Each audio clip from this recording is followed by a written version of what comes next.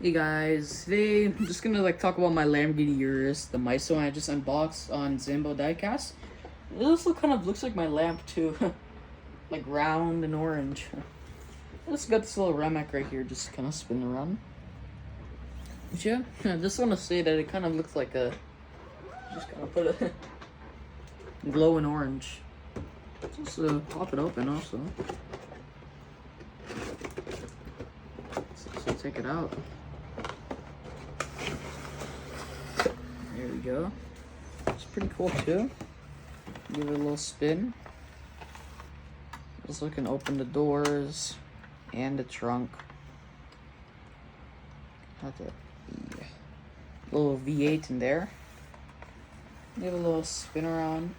And also something I really like about my styles is that, oh crap, I hate it when the steering wheel detaches sometimes. There we go. I don't want to turn it too hard. I might break.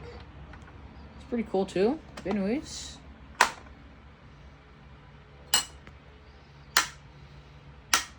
I just want to show you this Lamborghini Urus and hope you have a good day. See ya.